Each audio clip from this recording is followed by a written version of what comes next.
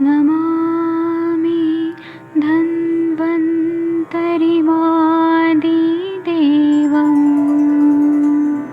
सुरासुरैर्वन्दितपादपद्मम् लोके जरामृत्युनाशम्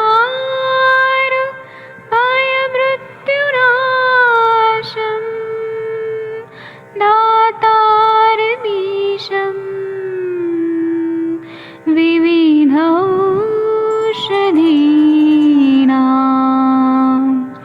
शङ्खं चक्रं जलौकां दधतं मृतघटं चारुतोर्भैश्चतुर्भिः सूक्ष्मस्वच्छादिरुद्यं शुकपरिविलसन् मौलिमम्भोजनेत्रम् कालाम्बोदोज्ज्वलाङ्गं कटितटविलसत् चारुपीताम्बराढ्यम् वन्दे धन्वन्तरिन्तं निखिलगदमिव प्रौढदावाग्निनीलम्।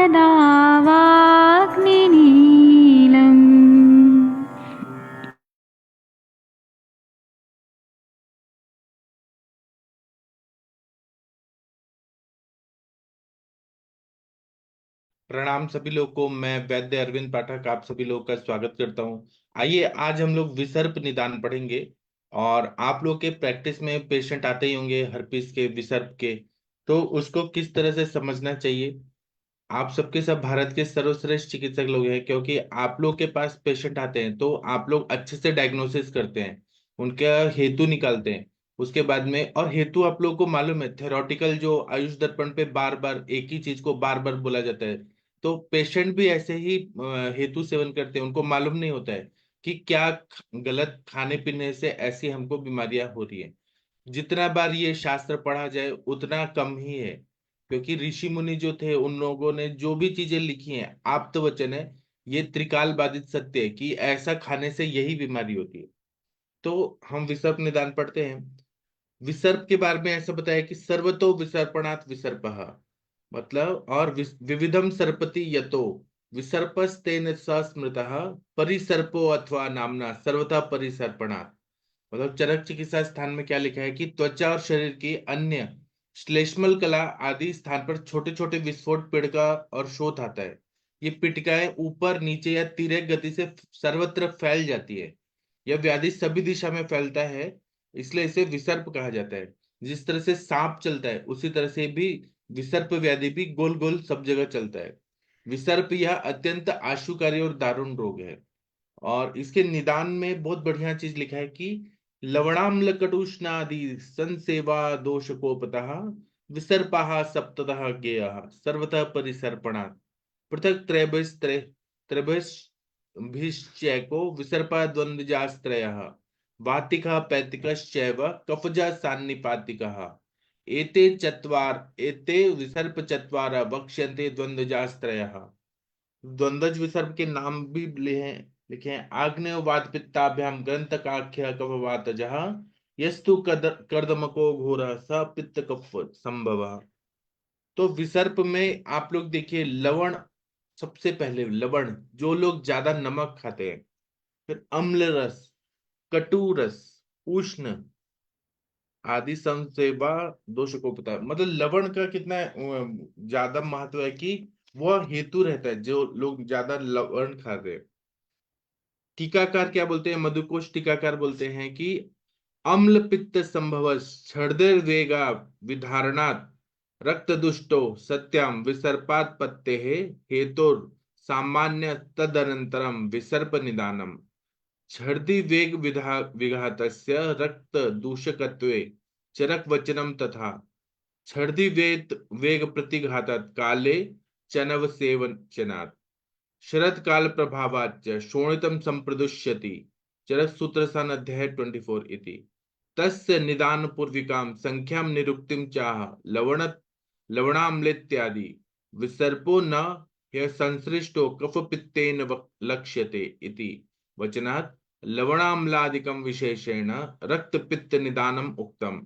संसेवया सतत से सेवया दोषकोपः संसेवा दोषकोपस्ततः अत्र आदिग्रहणात् चरकोक्तानां हरित शाक शिंडाके प्रभृतीनां ग्रहणम सप्तेधि उल्बणैक दोषास्त्रयः सन्निपातज एकः त्रयो द्वन्द्वजः इति सप्त प्रकारक अक्तमुक्तम सर्वतः परिसर्पणादिति सर्वतः परिसर्पणात् परिसर्पः विविधम सर्पणा विसर्पः यदुक्तम चरके विविधम सर्पति यतो विसर्पस्तेन स स्मृतः परिसर्पो अथवा नामनः सर्वतः परिसर्पणात् चरक चिकित्सा स्थान अध्याय 21 इति।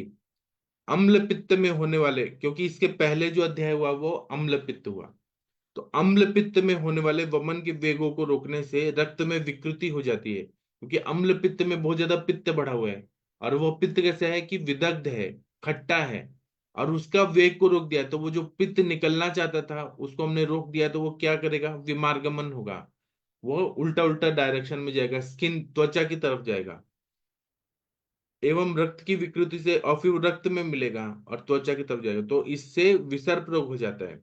अतः रक्त दुष्टि समान कारण होने से अम्ल पित्त के अनंतर विसर्प रोग का निदान लिखते हैं।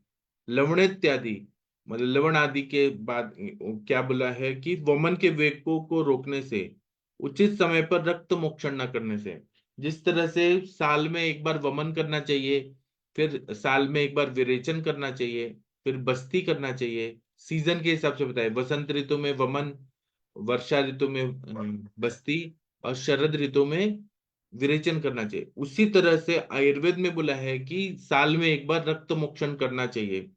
आजकल जैसे ब्लड डोनेशन करते हैं तो वैसे ही वो तो जान बचाने के लिए करते हैं, लेकिन रक्त मोक्षण करना एक कंपलसरी शोधन के लिए बोला गया है, रक्त मोक्षण करना ही चाहिए, सभी को करना चाहिए।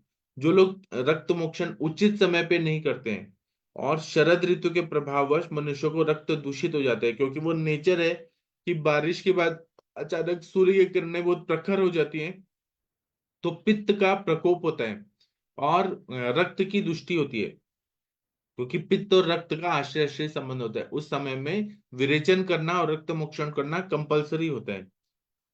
अगर रक्त मोक्षण करेंगे तो शरीर शुद्ध रहेगा, अगर रक्त मोक्षण नहीं करेंगे तो कोई ना कोई रक्त की बीमारियां होती हैं।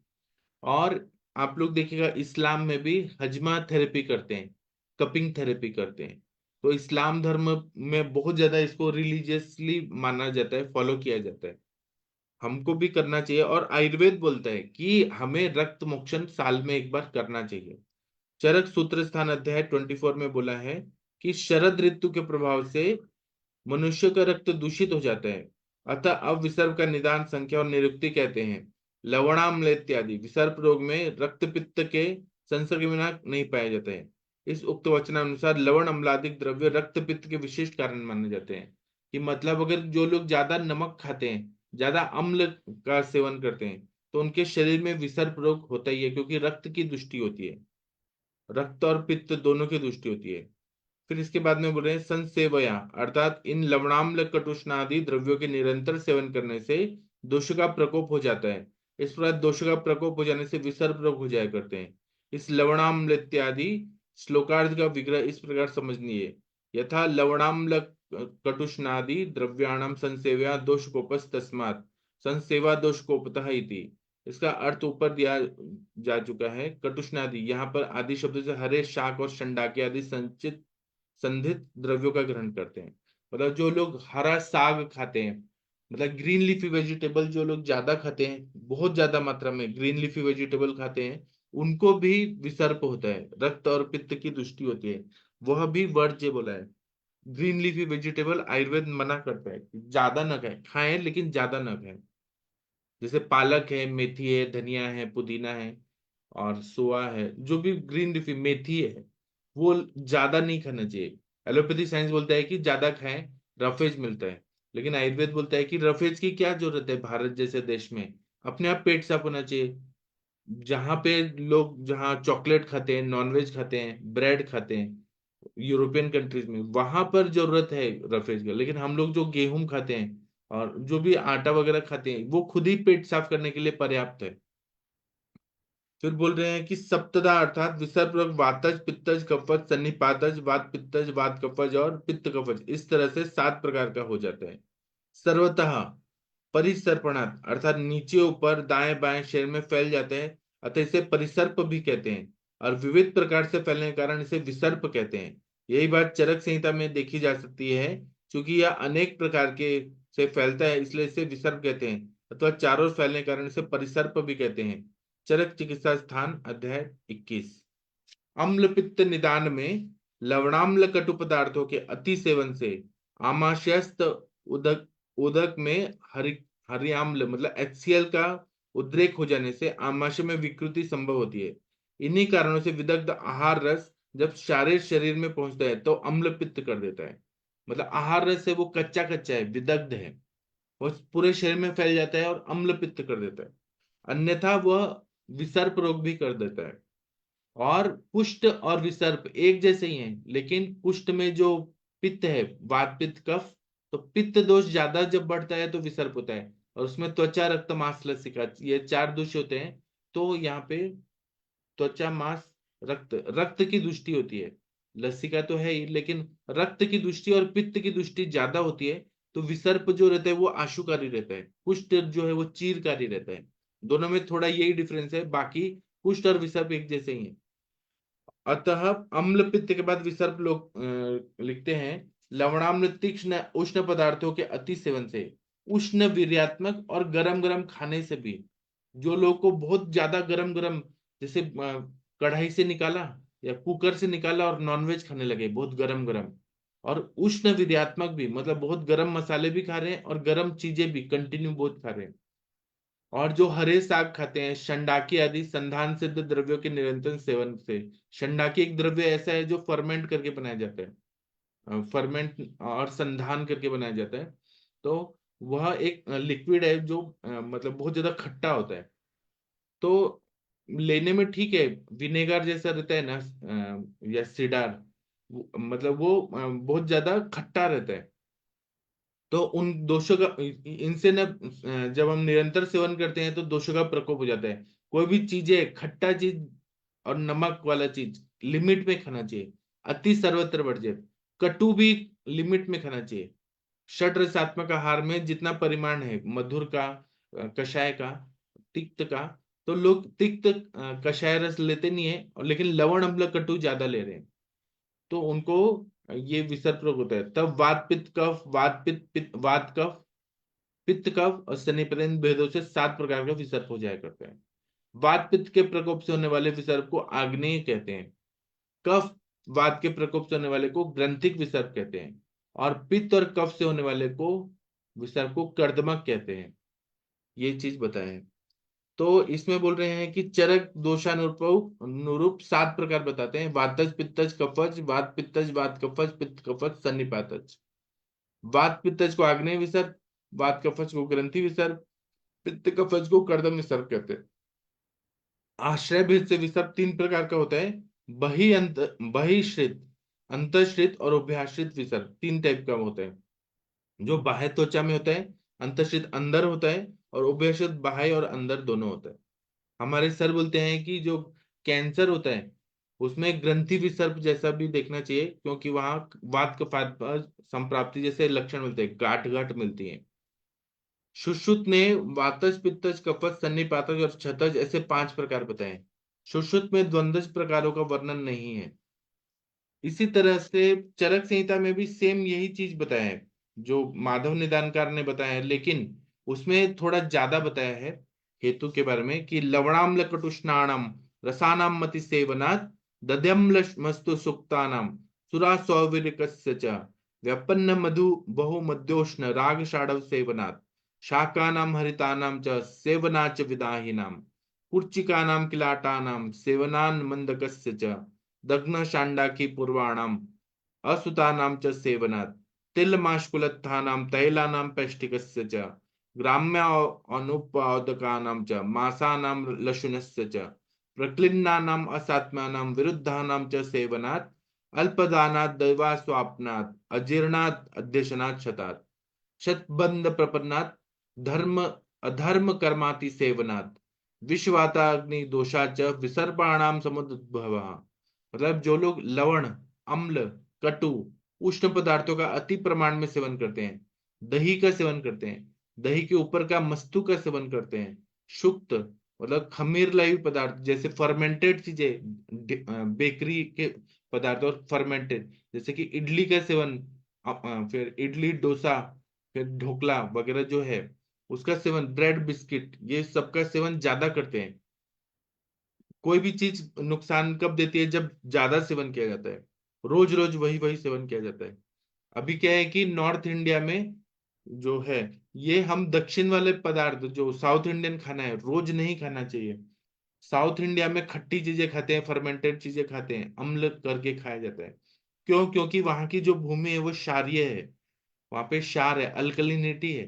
तो उसको बैलेंस करने के लिए वहां के ऋषि मुनि लोगों ने, जैसे अगस्त मुनि वगैरह ने, वहां पे ऐसा बताया कि यहाँ पे इडली खाएं, डोसा खाएं, जो भी है ना खट्टा करके सब चीजें खाएं। और वहां पे लोग ज्यादा खट्टा खाते हैं तो शरीर अच्छा रहता है। नॉर्थ इंडिया में क्या जरूरत है रोज रोज फर्मेंटेड चीजें खाने का? नॉर्थ इंडिया में जो चीजें बताई हैं, रोटी सब्जी पूरी भाजी जो भी है, वो नॉर्थ इंडिया के हिसाब से ठीक है। उसी तरह से मद्य का सेवन ज्यादा करना, गुड़ या गुड़ से बनाए हुए पदार्थों का सेवन करना, हरी सब्जियां ज्यादा खाना, विदाही अन्नपान का सेवन करना, कुर्चिका मतलब जो दही से बनाया जाता है खट्टा करके, कुर्चिका, चक्का, किलाट, दही, नया और अपक्व मद्य मतलब जो कच्चा मद्य अभी बना नहीं है पूरा, और नया मद्य, तिल का सेवन करना, उड़द का सेवन करना, कुल्थी का सेवन करना, तेल का सेवन करना, पिष्टमय पदार्थ जो मैदा से बनाए हुए पदार्थ हैं, या फिर बहुत ज्यादा चिपचिपा पिष्टमय पदार्थ रहते हैं, पचने में हैवी रहते हैं, और या फिर जो मिठाइयाँ रहती हैं, वो मिठाइयाँ भी फ्रेश तो रहती नहीं है। आप लोग देखिएगा मिठाई की दुकान पे तो रहती है एक एक हफ्ता, दो दो हफ्ता, तीन तीन हफ्ता पुरानी मिठाइयाँ रहती है। वो जो खाएगा इंसान, कोई भी चीज थोड़ा खाए तो ठीक है, लेकिन अगर एक एक किलो पेड़ा खा रहे हैं, बर्फी खा रहे हैं, जो भी मिठाइयाँ खा रहे हैं, तो वो एक तो फ्रेश नहीं है, वो पुराना है। और वो खाएंगे ज्यादा तो उससे मतलब अग्निमंद होगा, अग्निमंद होगा, और वो पिष्टमय पदार्थ रहते हैं, वह रक्त और पित्त को दूषित करते हैं। फिर ग्राम्य आहार, ग्राम्य मांस, आनुक, औदक मांस मतलब जो मछलियां भी हैं वो ज्यादा मात्रा में खाया जा रहा है, उसमें पानी रहता है, औदक और आनुक मांस में कफ बढ़ाता है। और लहसुन का सेवन ज्यादा करना, लहसुन भी हिसाब से खाना चाहिए, ज्यादा लहसुन खाने से विषाक्त रोग होता है। क्लीन हुए पदार्थ जिसमें पानी है, क्लीन है बहुत ज्यादा। और साथ में आहार जो खाने के लिए साथ में नहीं है। अब क्या है कि देश विरुद्ध, संयोग विरुद्ध, संस्कार विरुद्ध, ये जो विरुद्ध चीजें हैं, साथ में है। या फिर ऐसे अनइंटेंशनली हमने खा लिया, होटल में गए और वहां पे सड़े हुए आलू का सब्जी बना दिया, या फिर, और होटल में रेस्टोरेंट में कौन देखता है, वो लोग बासी खाना भी परोस देते हैं, रात का खाना दिन में परोस देते हैं, उसको अच्छे से भून के अच्छे से करके परोस देते हैं। या साथ में आहार है कि बहुत सारे लोग हैं जिनको चाइनीज खाना नहीं है पसंद। पसंद क्या, असाथ में शरीर के लिए नुकसानदायक है। वो जो हक्का नूडल्स और मंचूरियन राइस और जो भी जो चाइनीज फूड आइटम है, सभी कुछ साथ में नहीं होता है, असाथ में रहता है। उसी तरह से विरुद्धासन, विरुद्धासन विरुद्ध अन्न खाना, दूध और नमक, दूध और मछली, दूध और दूध का सेवन कर रहे हैं, चाय पी रहे हैं, और टोमेटो सॉस के साथ समोसा खा रहे हैं। तो टोमेटो सॉस कितना खट्टा है, और सड़ा हुआ टमाटर से सॉस बनाया हुआ है। या चिली सॉस खा रहे हैं और सड़ा हुआ वो सब सड़ा के बनाते हैं। अच्छा चीज तो है नहीं। हमारे आयुर्वेद में या हमारी भारतीय परंपरा में फ्रेश चटनी बनाने के लिए बोला है, सॉस नहीं बोला है। लेकिन अंग्रेजों ने ये सॉस का कॉन्सेप्ट ला दिया है कि आप सड़ा हुआ टमाटर का सॉस खाइए। आयुर्वेद बोलता है फ्रेश बनाए, चटनी का हर जगह बताए। तो ये जो विरुद्ध अन्न है उसका सेवन करना, दिवा स्वैप करना, अध्यशन, बिना भूख के टाइम हो गया इसलिए खाना है, इसलिए खाना। और अगर नहीं खाएंगे तो हमको चक्कर आएगा, हमको वीकनेस आएगा, हाइपोग्लाइसेमिया होगा। ये जो बोल के जो कॉन्सेप्ट रहता है कि बिना भूख के खाना, ये अध्यशन। अजीर्णाशन मतलब खाना पचा नहीं है, अपच है, और फिर से भी खा लेना। फिर आघात से शत उत्पन्न होना, आघात होना, धूप में बहुत ज्यादा घूमना, सिर को बिना ढके हुए धूप में घूमते रहना, पंचकर्म चिकित्सा का अति योग या मिथ्या योग। पंचकर्म में किसी को वमन कराया तो कुछ ज्यादा ही वमन करा दिया। यहाँ पर एक वैद्य थे, उनको क्लिनिक बंद करना पड़ा, क्योंकि वो ऐसा एडवर्टाइज करते थे कि मैं 6-7 घंटा वमन कराता हूँ, और दिन भर बहुत देर तक वो वमन करा प्रोसेस कराते थे। ये सब मिथ्या योग है या अति योग है। 6-6 या 8-8 घंटा कौन वमन कराता है? हम बार बार वेग लाएंगे तो वो शरीर को नुकसान करेगा। या विरेचन भी करना है तो इच्छा विधि रस बहुत सारा दे दिया, तो वो अति योग या मिथ्या योग होना। या विष का सेवन करना, किसी भी तरह से विष बॉडी में जा रहा है, पेस्टिसाइड जा रहा है। कुछ लोग ना पेट्रोल पी लेते हैं या केरोसिन पी लेते हैं गुस्से में आके, मतलब जहर के रूप में। पेस्टिसाइड पी लेते हैं, इंसेक्टिसाइड पी लेते हैं कि हमें आत्महत्या करना। उन सब से क्या होता है? रक्त की दुष्टि होती है, विष है। फिर अग्नि दग्धता, मतलब आग से जल जाने के कारण विसर्प उत्पन्न हो जाता है। ये सब रक्त दुष्टि के कारण यह स्पष्ट है। अभी आप लोग कुछ बोलना चाहते हैं इस टॉपिक पर? आप लोगों ने विसर्प के पेशेंट देखे हैं क्या? अगर कुछ बोलना चाहते हैं तो बोल सकते हैं आप लोग। डॉक्टर महेंद्र सर जी, आप कुछ बोलना चाहते हैं क्या? नहीं तो आप सुनिए। सुबह सुबह बहुत सारे लोगों को बात करने का मन नहीं करता है, सुनने का मन करता है।